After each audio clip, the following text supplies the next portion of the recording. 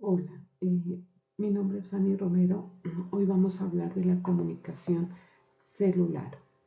¿Qué es la comunicación celular? Es la capacidad que tienen todas las células de intercambiar información físico-química con el medio ambiente y con otras células. Somos seres pluricelulares, tenemos y manejamos miles de células. Para esto se requiere alguien que prepare esta información y otra que la reciba. Para esta comunicación tenemos 4 pasos que son la emisión de la señal, que ésta se envía la señal ya lista para ser recibida. La unión de señal al receptor, quien recibe el mensaje. Traducción intracelular, la célula responde a sustancias exteriores. La cuarta es la respuesta de la célula diana. Estas responden a las hormonas porque tienen receptores a los que pueden unir la hormona circulante. Eh, las moléculas en este proceso se agrupan de la siguiente categoría: los ligandos, receptores y las moléculas. Para esto, como bien sabemos, los ligandos son moléculas transmisoras de señales. Se les denomina ligandos y se pueden secretar al líquido extracelular o expresar en la superficie de una célula. Estos se pueden unir a ciertos receptores que se encuentran en la superficie de otra célula o dentro de la misma célula. La naturaleza de los ligandos es variada, ya que hay desde gases como óxido nítrico, aminoácidos, esteroides, ácidos grasos, entre otros, los cuales desatan diferentes respuestas al unir al receptor correspondiente. Por lo general, los receptores celulares son proteínas que se encuentran ancladas a las membranas, sean estas plasmáticas, nucleares, mitocondriales o de otro tipo. La membrana celular, la membrana celular contiene diferentes tipos de proteínas. Estas actúan como receptores de información entre otras células y ellas mismas. Como especie de sensores, las proteínas de las membranas pueden reconocer cierto tipo de células con las que pueden tener algún tipo de relación.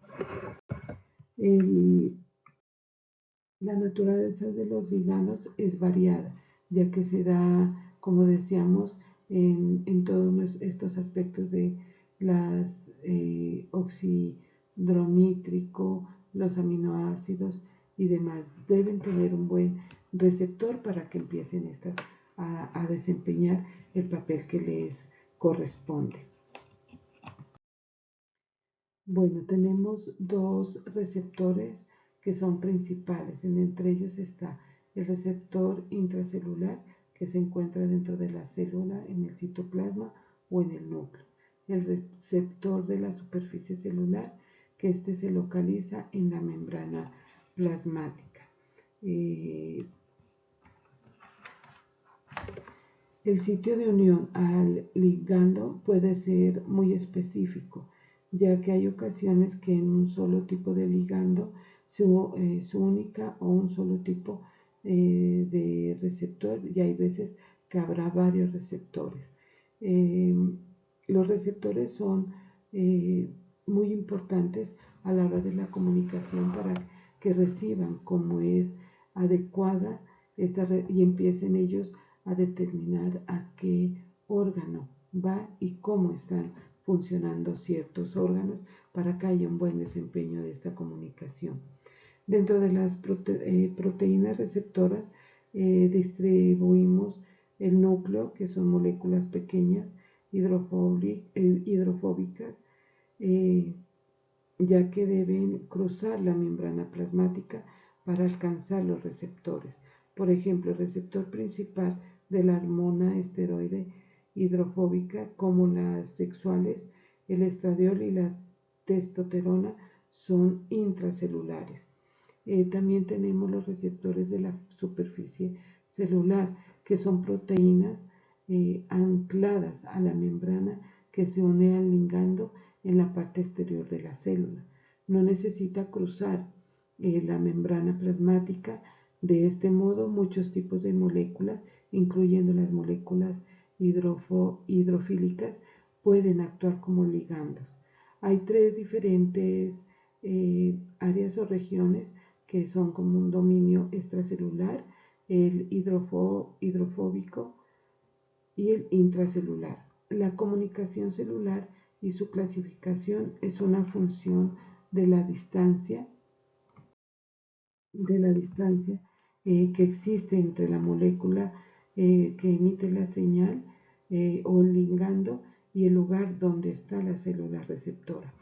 Encontramos entre ellas la paracrina, que se da cuando el ligando solo afecta a las células que se encuentran cercanas a la otra célula. Es, por ejemplo, cuando estamos nosotros en un colegio y miramos los salones. Están cerca, pero los separa una pared. Si ustedes necesitan una información de algún alumno, deben salir y comunicarse con el otro salón, pero están cercanos. Solo los divide es una pared. Ese sería un ejemplo como muy específico para esta paracrenia. La autocrina es la misma célula que secreta el líquido. Será a su vez la receptora de dicho ligando. La endocrina, la célula receptora y la emisora se encuentran distantes la una de la otra dentro del organismo, por lo que el ligando viaja por torrentes sanguíneos para, para llegar a ser receptivo. La exocrina es la comunicación de contacto directo entre célula y molécula. Actúa como ligando, puede permanecer unida a la célula emisora durante su interacción con la célula receptora. También tenemos el ejemplo de la paracrina, que es cuando el chico se golpea inmediatamente al lado de donde está el raspón, empieza a activarse los glóbulos blancos y los anticuerpos del plasma. También tenemos que vendrían a ser como lo más importante en esto, la buena comunicación, el manejo que nosotros tengamos interiormente y cómo nos afecta el exterior. A partir de esto, la comunicación celular se puede desarrollar de diferentes maneras. A continuación vamos a ver una patología que nos combina con esta comunicación celular que hemos realizado. Escogí la patología del Alzheimer, ya que esta enfermedad durante los últimos años ha tenido un aumento considerable de pacientes y la medicina se ha encargado de realizar estudios ante esta situación que alarmó, siendo una enfermedad la cual ha transformado la vida poco a poco de miles de personas sin tener digamos, un remedio que los cure totalmente. El Alzheimer fue descubierto por el psiquiatra Alois Alzheimer, que fue al inicio del siglo XX. Él tuvo una paciente de 50 años que se llamaba Augusta. Ella empezó a tener alucinaciones y tenía un poco de la memoria le fallaba, las alucinaciones eran auditivas. Entonces, cuando ella falleció, el psiquiatra Alzheimer le dio esa inquietud de saber el por qué ella le dio esta enfermedad y empezó a analizar y a estudiar el cerebro. Cuando él empezó a analizar el cerebro, observó que no era normal. Empezó a mirar que tenía unas malformaciones, por decirlo así, como unas fibras, hablemos en nuestro idioma como unas motas que empezaron a formársele y lo tenía muy, digamos, ya conformado en su cerebro, y él hizo este estudio y lo dio a conocer al grupo de médicos. A partir de este momento es llamada la enfermedad de Alzheimer. Tenemos diferentes etapas que son las que vamos a destacar en esta tarde.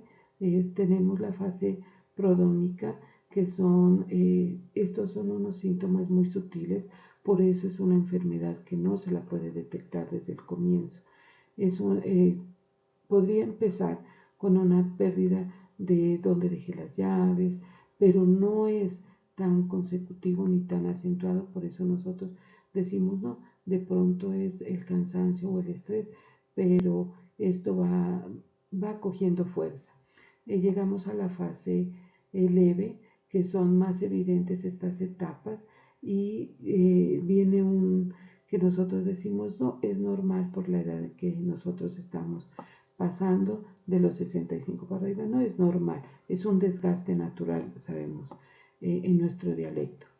La fase leve son más evidentes, en esta etapa se dictamina ya el Alzheimer, porque nosotros empezamos a mirar que ya hay unos rasgos más específicos en esta etapa. Por decir, la memoria empieza ya a fallarnos, pero es más seguida esta falla. En la fase moderada se agravan los síntomas, en especial el de la memoria. Cambio de memoria, cambio de ánimo, empieza la necesidad de tener a terceras personas para que nos colaboren en cosas tan diminutas como es el cambiarnos o el de pronto el recordar que era lo que estábamos haciendo. La fase grave es lo cognitivo. En esta ya es cuando nosotros empezamos a decir algo pasa porque está todo, ya está tornándose de una manera gris, porque no recordamos muchas cosas de las que nosotros estamos pasando o está pasando uno de nuestros pacientes. En esta imagen podemos mirar cómo es la regresión de nuestro cerebro cuando estamos sufriendo esta enfermedad. El cerebro sano, miramos todas las conexiones y toda la formación del cerebro. En la etapa leve empieza una malformación en el cerebro. Esta la miramos como un corte horizontal, vendría siendo de la parte de arriba mirándolo, y la etapa grave ya está hecho el daño en su cerebro, y es por eso que se empieza a desarrollar esta enfermedad con grandes rasgos diferenciales, ¿no? El cerebro afectado, lo que más afecta es el hipocampo.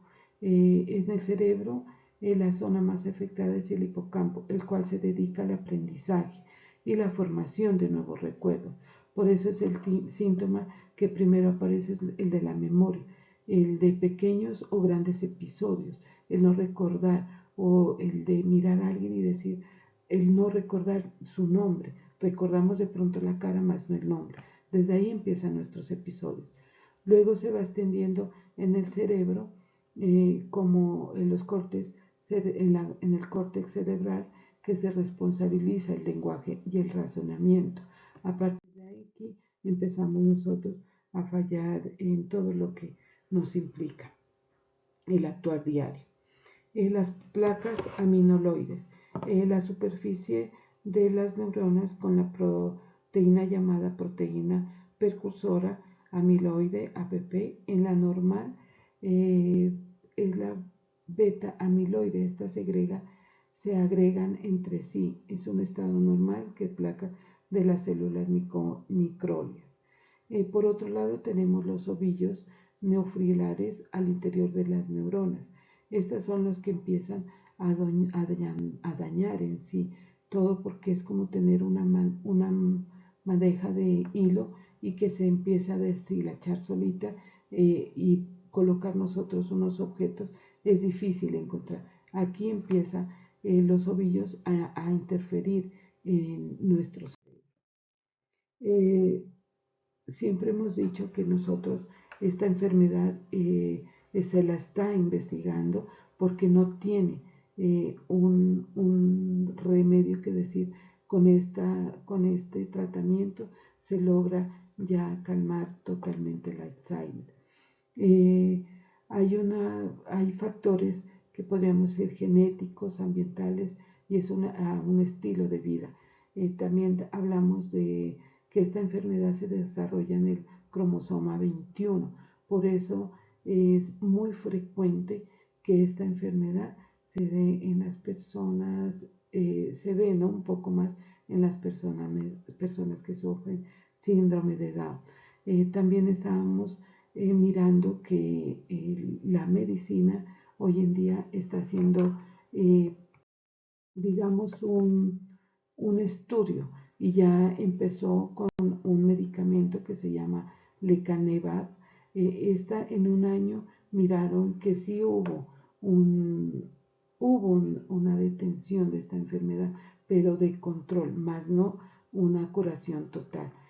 Por eso están hoy en día luchando con terapias, con fisioterapeutas y con psicólogos para hacer terapias de recuperación de nuestra memoria y de nuestro cerebro que empieza a funcionar. Pero esto es de la mano tanto de médicos, de la medicina, como de los psicólogos, fisioterapeutas y más del paciente. Es una enfermedad que poco a poco nos ha llevado a decir y a vernos estresados, y muchas veces este es el estrés más potencial que tenemos, porque no recordar dónde estamos o con quién estamos, y no saber qué es lo que está pasando dentro de nosotros, creo que ha sido una de las enfermedades más difíciles de manejar. Tenemos un caso hoy en día de un actor que es famoso, Bruce Willis. Él está totalmente aislado después de tener una, una vida tan ajetreada, un trabajo tan bonito como era el actual, y hoy en día él no recuerda ni quién es la persona con la que él convive, sus hijos, todos se han unido para que él por lo menos trate no de recordar, pero sí de vivir día a día. Esta enfermedad nos enseña que tenemos que poco a poco ir viviendo, ir soltando lo que nos hace daño. Hoy en día tenemos, gracias a Dios, la medicina que va avanzando a mil, y esperamos en un futuro que esta enfermedad tenga un paro total. Eh, esta, esta tarea creo que no, me sirvió mucho para darme cuenta de que no somos exceptos, de que nos llegue a pasar algo, o vernos nosotros cómo vamos a llegar a una adultez. Para mí la verdad fue algo muy bonito, y le agradezco mucho al profesor por darnos esta oportunidad. Muchísimas gracias por su atención.